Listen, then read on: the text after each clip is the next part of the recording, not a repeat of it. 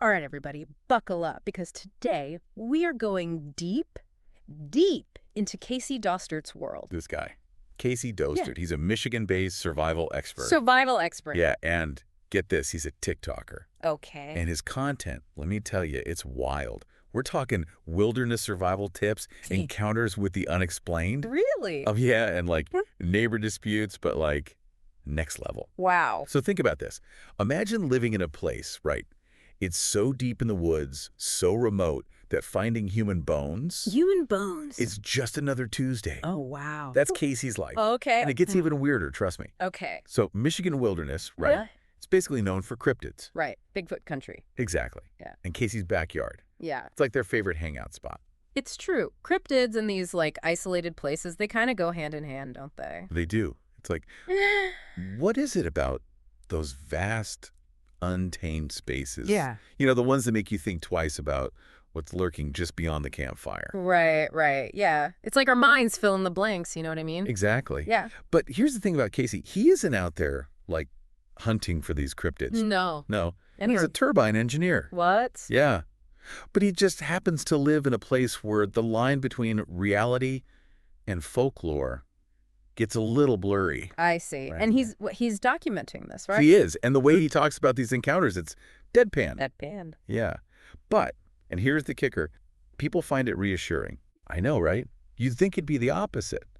But it's like they find comfort in knowing they're not alone and believing in the, you know, the maybe. The maybe. Yeah, I get it. And hold on, because it gets even crazier. Okay. Casey, he started interviewing his neighbors, right? His name. Yeah, and these aren't your average, like, hey, how's the weather conversations. Yeah. No. One neighbor, Mm. his dog, right, Yeah. attacked brutally. What? Yeah, and the thing is, all that was left was a chunk of flesh. Oh my gosh. That's awful. Right, and nobody, not even Casey, has any clue what could have done that. Yeah, and that's the thing, right? It's like it messes with your sense of safety, you know? Exactly. You think you're safe, and then... And then something like that happens. Right. And it's not just like a one-off, right? Yeah. He said he's talking to multiple neighbors. Yeah, he is. There's this other story, an older gentleman, right? He says something is stealing his livestock. Stealing his livestock. Yeah, in the middle of the night. Oh, come on. And it's like, this isn't even about the creatures anymore, you know? Right. It's about people being genuinely scared. Their safety, Yeah. it's gone. Absolutely. And you know what gets me? It's Michigan, right? Not like the Alaskan wilderness or something. That's what's so unsettling. This isn't some remote village in a movie. This is Michigan. Mm-hmm. These are regular people, and they're on their own. That's the part that gets me the most, I think. They can't even call for help. Right. They're so isolated. There's no 911, no police to call. It makes you wonder, right? How quickly would things fall apart if something happened and you couldn't just dial 911? I know. And that's where it gets really unsettling because Casey and his friends, Yeah. they're arming themselves. Yeah. They're stepping in where, well, you know, Where the authorities can't. Wow, that's kind of terrifying, right? totally. It's Yeah. like something out of like a dystopian future or something. Right.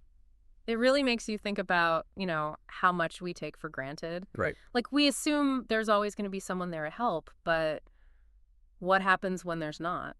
That's the question, isn't it? Mm. It makes you think, what would you do? What would you do? Exactly. It's easy to think you'd be brave. Right.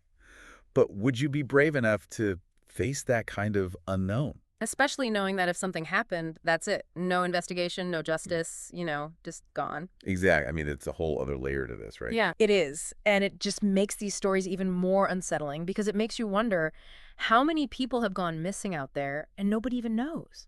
It's a chilling thought. It is. We've gone from cryptids and like weird encounters to a whole community living with this constant fear. Wrote and having to fend for themselves, it's like something out of a movie, but it's real life. That's the thing. It's real life, and it makes you wonder if those safety nets that we rely on, the police, the government, if those things were to disappear tomorrow, What then? what then? Would we turn to each other? Or would we? Or would we turn on each other? It makes you think. It does. It really does. It's a lot to process. Yeah. But, hey, that's why we're here. So tell us what you think. What would you do if you were in Casey's shoes? Let us know. Yeah, let us know. We want to hear from you. And until next time, deep divers, keep it real, And keep it safe. as safe as you can.